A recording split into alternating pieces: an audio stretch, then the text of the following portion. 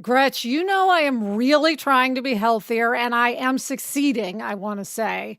But even though I'm trying to be healthier, that does not mean that I want to spend a ton on groceries. But what I have found is that at Whole Foods Market, you can save every day, even without a sale. You can find these great prices in-store and online. Shop Whole Foods Market on Amazon and get free pickup and convenient delivery on all your wellness journey essentials. Terms apply. Save on your wellness routine with great everyday prices at Whole Foods Market. Guess what?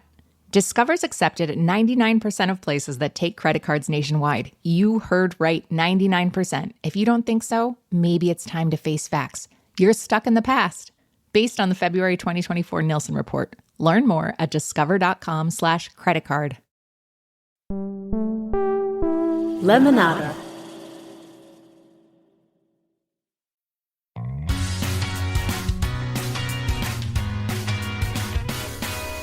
Hello, we're here for More Happier, a podcast where we get more of the Happier podcast.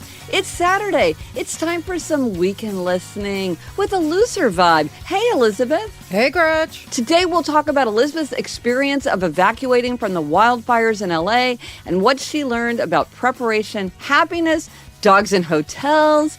But first, Elizabeth, something making us happier. Well, for sure, Gretch, being at home. Yeah. As we have talked about, these fires were horrible. So many people weren't able to go home. We were gone for 6 nights, but now we're home, and I've never appreciated my house more. I can tell you that. I bet. How about you, Gretch? You being at home. I'm so happy that you're at home. Thank you. You know, and one thing that made me happier during this period was I just couldn't get the information fast enough living in New York City. And you gave me a link so that I could watch the local news in Los Angeles, KCAL 5. And that was really great because I would just throughout the day tune in. And that made me feel more close to just whatever the experience was that you were going through. And that was very comforting to me. Yeah, that is a good tip for people that if someone you love is in a city where something like this is going on, check the websites of the local news because they often have links. I know that because my sister-in-law, Olivia, was on the local news in Phoenix. So I could go on that website and watch her. So that's how I even knew to do that. Yeah, it just didn't occur to me until you sent me the link. And then I was like, oh my gosh, I'm looking at this thing all the time. This is a good example of how, you know, with gratitude, it's the things that are the most important to us often that are the most likely to take for granted. Like, how often do you really think, oh, I just love my, you know, just being home. Being home in the local news. And there's been a lot of talk in LA, Gretchen, about how well the local news did. I mean, these people were out there 15 hours a day. They were facing flying embers. They really put themselves out there, and it was much appreciated. Absolutely. So, Elizabeth, let's just jump in. There's something I've been meaning to ask you, which is about the evacuation. You had this huge experience.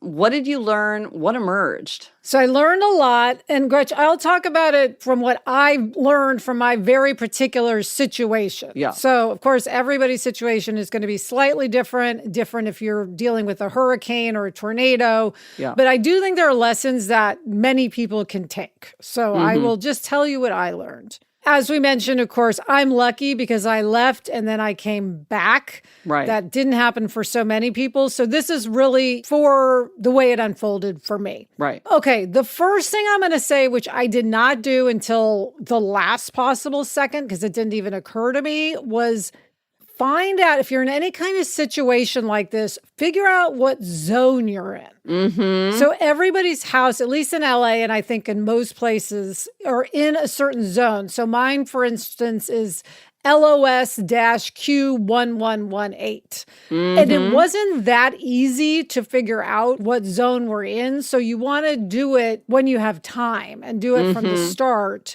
Right. And then know how to find your zone and see what's happening with your particular zone. Right. Because they'll say, these people are under this order. And you're like, but I don't know if that's me. Yes. And the thing that's confusing is a lot of times if it's for evacuations, they'll say streets and like north of this, south of this, east of this. You got to run to a map and yes. try to, And easier if you know your zone. Okay, next, Gretchen, related is don't necessarily rely on emergency systems to find you and alert you, like the buzzing of the cell phone. Right. Because in LA, what happened is the emergency system was going haywire and not working properly. So people were getting a lot of alerts when they didn't actually need to evacuate. One time, I think the entire city got an alert. And this was because of the fires? Yes. So because of the fires, the system wasn't working properly, which was the worst time, of course, for it not to work. Right. So I really, again, recommend finding that place where you can get information. So you can look it up and be like, something's happening. Let me look up and see what's happening to me, rather than saying, okay, well, if something is important, somebody will let me know. Exactly.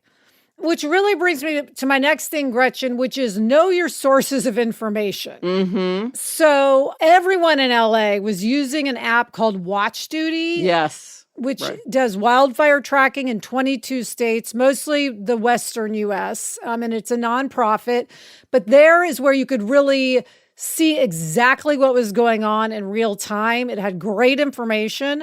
What was also incredibly helpful for me was my mom's text chain. I'm in a mom's text chain group, and I got a lot of information from them. That's where, you remember, I got news to go to the Garland Hotel. Someone had to evacuate and gone there the night before. So I had that on my mind. I never would have thought of going there had it not been for my mom's text chain, and they knew it was dog friendly. And can I just say, this is a good example of how strong relationships are really important. You know, we talk about that all the time, like that's such a key part of a happy life. And a big part of being happy is giving support and getting support. Through this connection, people gave support and you got support for what you needed in this very easy way. Yes. And then another thing I had was a WhatsApp group with my small neighborhood, which I'm in, and which was super helpful because there's always those people who are just clued into the neighborhood. Well, weren't there people who had Ring cameras and they just have their own unique sources of information? Yes. And people who know people in the police department or the fire department or government, so they have information. And that was incredibly useful. Like, for instance, I found out from my WhatsApp group that we could go back a good 8 hours at least before I would have found out through the news or some other source. So again, the thing is, you don't want to have the emergency happen and then say, oh, is there a WhatsApp group I could join? Right, yeah. Join a group now so that when these things happen, you've already got it in place. Right. Coming up, I'll talk more about what I learned, but first, this break.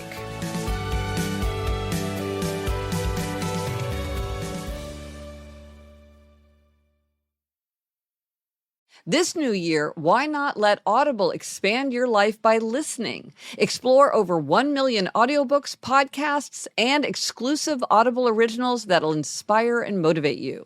Just open the app and tap into your well-being with advice and insight from leading influencers, experts, and professionals. Whatever your focus or interest, there's a listen for it on Audible. You'll find titles on better health, including personal fitness, nutrition, and relaxation. Yeah, Gretch, I am all about Audible. I cannot get enough audiobooks. Right now, I'm listening to Colored Television by Danzy Senna, and I am obsessed with it. Plus, on Audible, you can find insight and expert advice on health, relationships, career, finance, so much more. Start listening today. Sign up for a free 30-day trial at audible.com/happier. Dell Technologies is celebrating with anniversary savings on their most popular tech. For a limited time only, save on select next-gen PCs like the XPS 16 powered by Intel Core, Ultra processors, and more. Unleash more possibilities with cutting-edge systems, our most advanced features, and great prices. Plus, curate your dream setup with deals on select monitors, mice, and more must-have electronics and accessories. When you shop online at Dell.com/deals, you'll have access to state-of-the-art technology to match your forward-thinking spirit and free shipping on everything. Anniversary savings await you for a limited time only at Dell.com/deals. That's Dell.com/deals.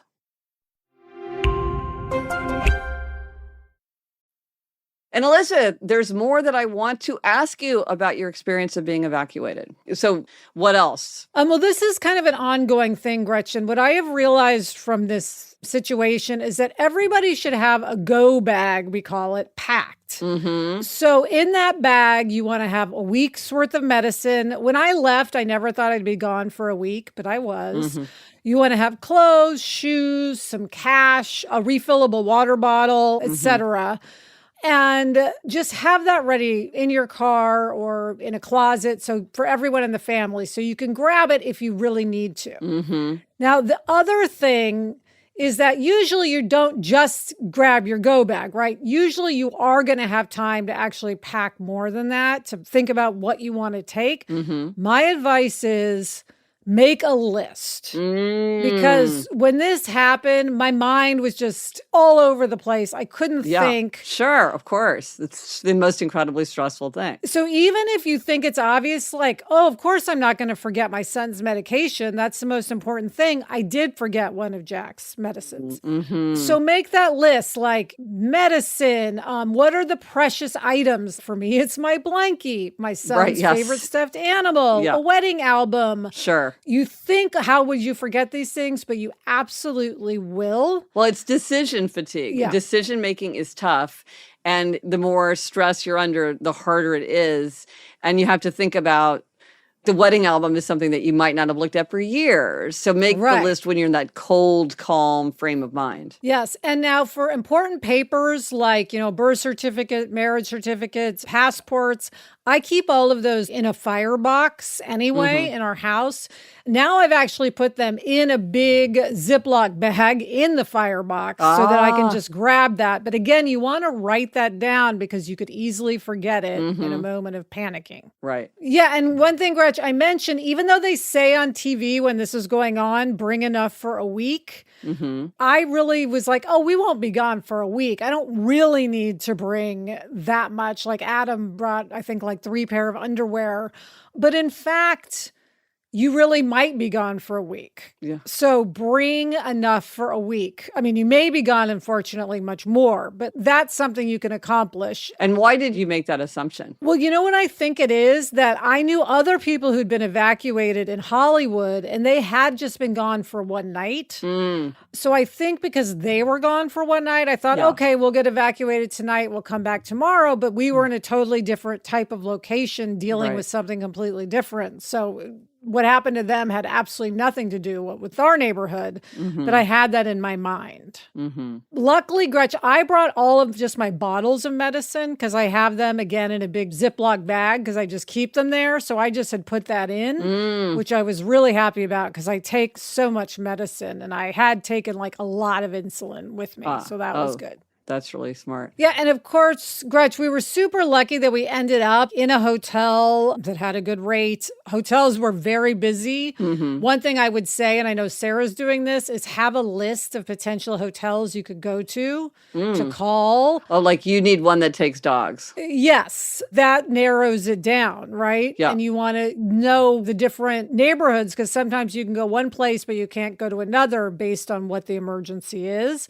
So it's good to have an idea. And the hotel you picked was close to Jack's school. Yes. So that was a positive. Yes. So some people went to Palm Springs, but then Jack wouldn't have been able to go to school. So likewise, you could have friends where it's like, okay, if I have to evacuate, can I come to your house? If you have to evacuate, you can come to my house. Sure. If they don't live close by, obviously that's not going to work if you're in the same neighborhood. Yeah. Gretch, speaking of school, if you have kids, you want to think about whether or not you want to bring their school supplies. So this happened on a weekend and Jack was like, where's a backpack I can use? And I said, just empty out your school backpack and bring that. Well, then he had to go to school and he had no books. So you want to think about, does your kid need their books? Because even if you go somewhere far away, who knows what might happen, but there could be Zoom school. So I would say bring your kids' books. Right. And then all your devices, chargers, etc. You obviously want to bring. Now, Gretchen, again, this goes to the making a list of it all. I brought my computer. I brought headphones in case I had to podcast,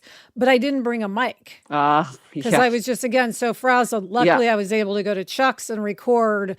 A huge part of my life is podcasting. So that would have been a real problem if I couldn't podcast. Right. And if it's on the list, you just grab it. But if you're frazzled, you don't think of it. Yes. Now, what about the car of it all? Now, to me, I don't use a car, but in most places in the United States, and people are dealing with a car. Any advice about the car of it all? Yeah. So this came up a lot in Los Angeles, in the Palisades. Something that happened is that it was such a rush to get out that some people actually ended up having to abandon their cars and just go on foot. And then the fire trucks couldn't get in because there were cars on the street, and they ended up having to bulldoze cars out of the way. So something that I learned from this is if you do have to leave your car, pull it over, pull it up onto the grass. I think we're so rule focused that it would never occur to us like, I could just park this on the sidewalk. Yes. But in that situation, you can. So I would pull it up onto the sidewalk and also leave your keys. They say, please leave your keys. Again, something one would normally never do, but in this circumstance, they would like you to leave your keys. And related to the whole car of it, Gretchen, a lot of people think they have more time than they do. They think, I can just pack and get ready until the last possible minute, and then I'll zip down, to safety. But because everyone's trying to get out at the same time when these evacuations happen, it can take a really long time to go a short distance. So, I think it's less than a mile from our house to Ventura Boulevard. And it probably took at least half an hour for us because cars were just inching down. Because every street, was funneling cars. And plus, at times, you'd have to wait for emergency vehicles to go by. So you don't want to leave it to the last minute. You don't want to be the person having to abandon your car because you waited. Scary. Now, the other thing on a lighter note, Gretchen, is that I do think there's two types of people. There's a type of people who sort of take a week worth of stuff and maybe a few other prized items and hope for the best. And then there are the people who fill their car to the brim. I have a friend, and it was my friend and her daughter. And so she was sort of like, okay, here's a couple of duffel bags. Let's put in some photos, the dog food, whatever. And her daughter was like, well, can I add this? Can I add this? And she was saying, okay. She goes, well, by the end of it, she'd put in her sewing machine. Everything she could possibly fit in. Yeah. So it's just funny. I think you always say, know yourself better. I think you're one type or the other. My family was very much in the, hopefully we'll be back camp. We didn't take that much. Looking back, I'm sort of like, I should have taken more. Which is, again, why I want to have that list. Interesting. Well, that is all very useful. And I think it's useful for people in a lot of different environments, not just facing the kind of natural disaster that you did, but all different kinds of natural disasters. Yes. I hope it helps. Okay, so Gretchen, what is our spotlight on a tool this week? Well, I want to remind everybody about my super fun quiz, the Habits for Happiness quiz. If you are looking to change a habit and you're like, but what is that habit that would move the needle the most for me? Like maybe I want to do a lot of different things. Where should I start? This Habits for Happiness quiz, in a very few number of questions, kind of miraculously reveals to you what would make the biggest difference in your life. And I think people are sort of astonished by how accurate it is. And you can find that at happiercast.com/habits quiz. Yeah, it's a fun quiz. Very helpful. Yeah. All right, Gretch, coming up, there's something else you've been meaning to ask me about being evacuated. But first, this break.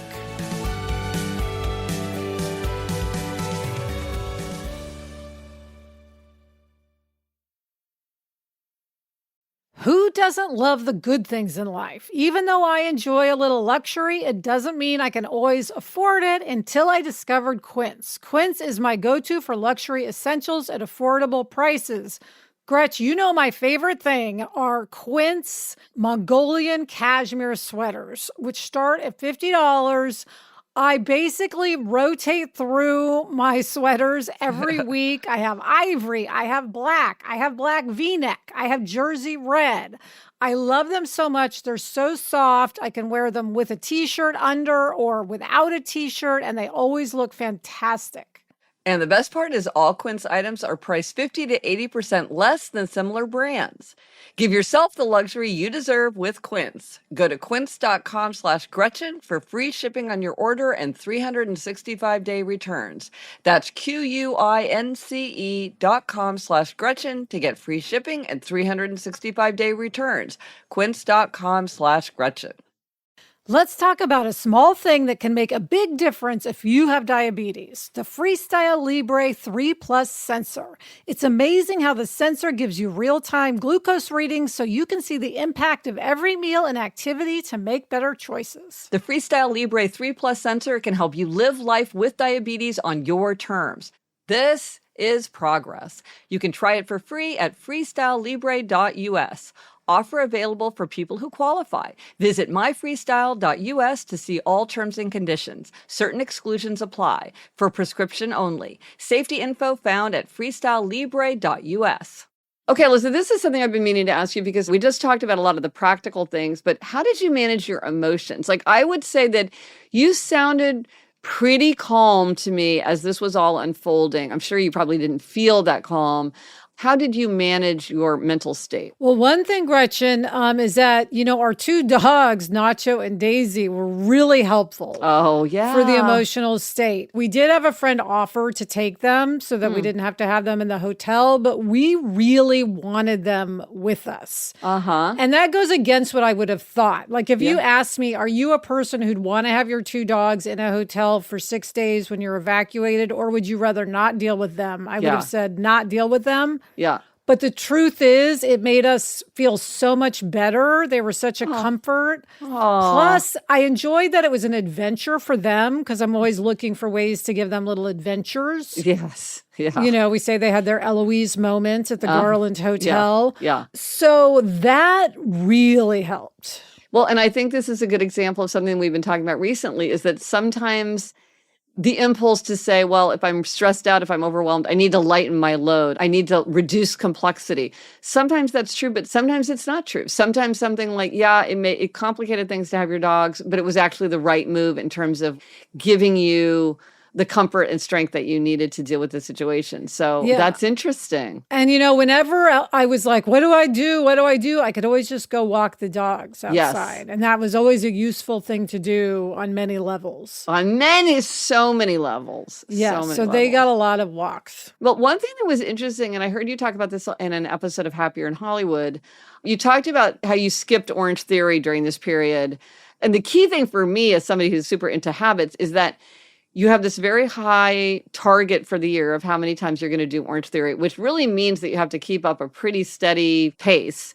And you took the week off, but you managed to get back to it. Because I think often for people, they're like, oh my gosh, I can't deal with it now. But then they're sort of like, well, I broke my streak. There's no point in going back. Or now it's ruined. Or they'll just keep postponing going back until 3 months have gone by. And then they feel very discouraged.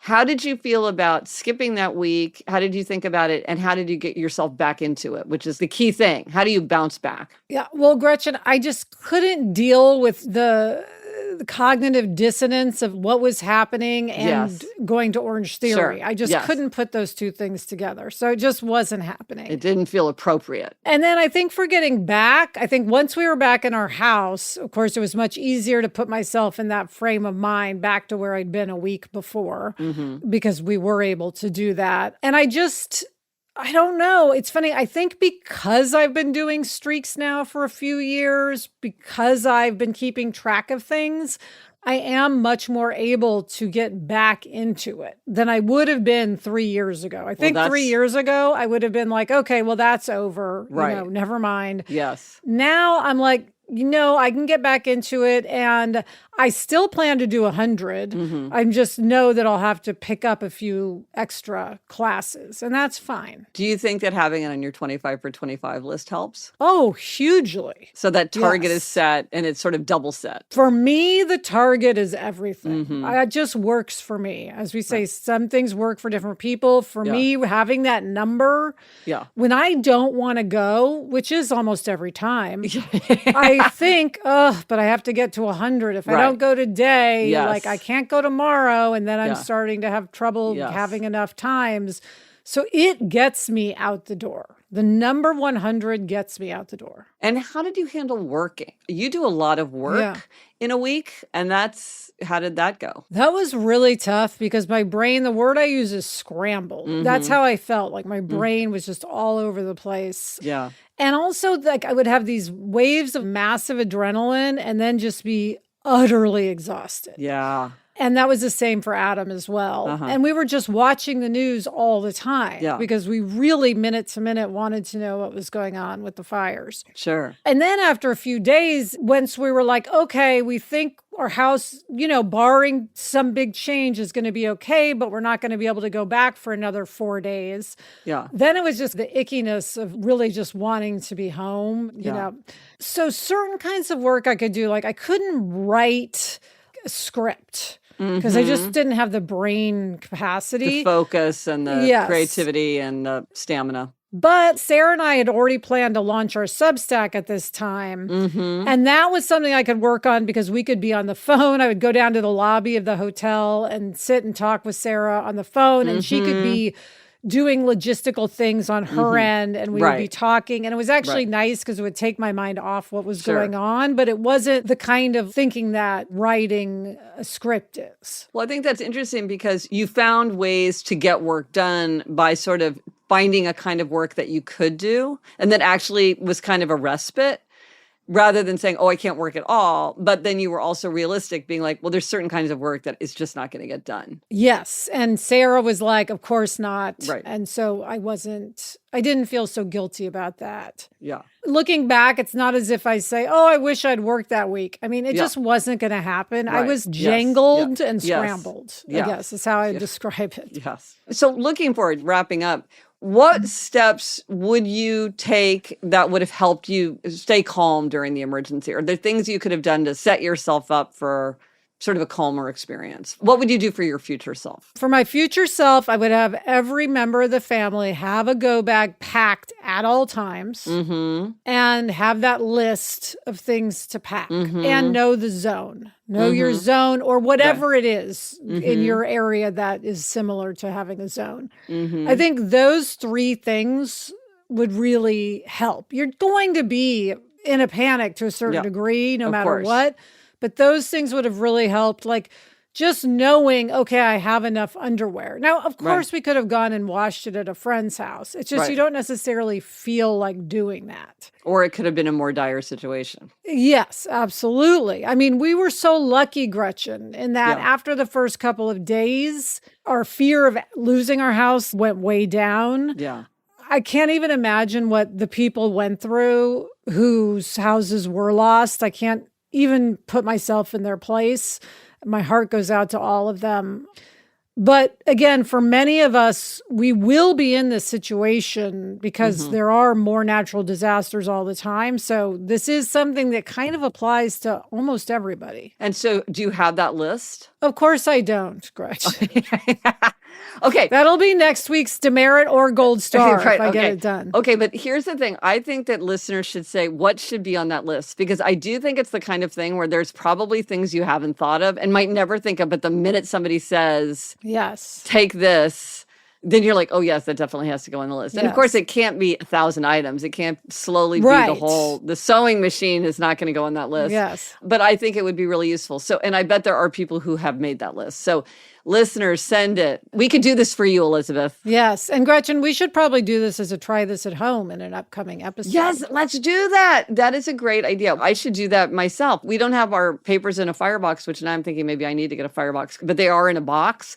But it's funny because it's in a dark drawer and it's black. So if you just open the drawer really quick, you might not even see that there's a box there. And I thought, does Jamie even know where this box is? Right. If I were out of town and he had to Yes. leave, would he know where the birth certificates and marriage certificates and like jury duty certificate of service is and all that? I better tell him. I don't think you need your jury duty certificate of service. Gretchen. Well, if you want to know where it is, that's where it is. I don't think you need to flee the house with it, but it comes in handy. Yeah. It's a big box. There's room for it. Oh my gosh. That's my essential funny. paperwork. So anybody who has a list like that, Please send it to us. podcast@GretchenRubin.com. Okay, Gretch, what is our quotation this week? Well, this just got me thinking about our houses and homes, and I'm reminded of a passage from Rumer Godden's memoir, A House with Four Rooms. It's not exactly on the subject, but it's interesting to reflect on.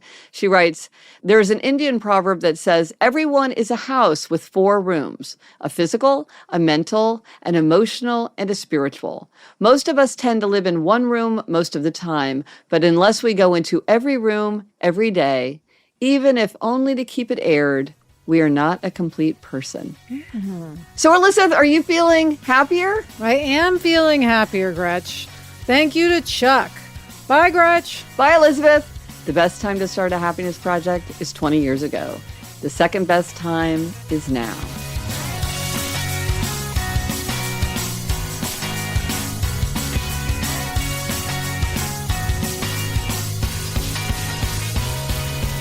So, Elizabeth, when you're scrambled and you're packing, did you pack stuff for Daisy and Nacho? I mean, I could imagine just, even if I had the dogs, I could imagine forgetting that they needed dog food or maybe they need medication or whatever. Yeah, we got their stuff. Yes. You did. We had luckily enough food, barely, but we had enough food for both of them. And we brought their dog beds and their bowls.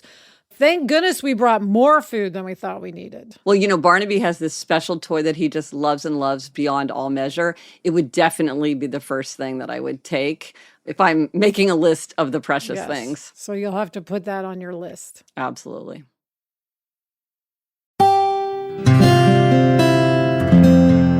From the Onward Project.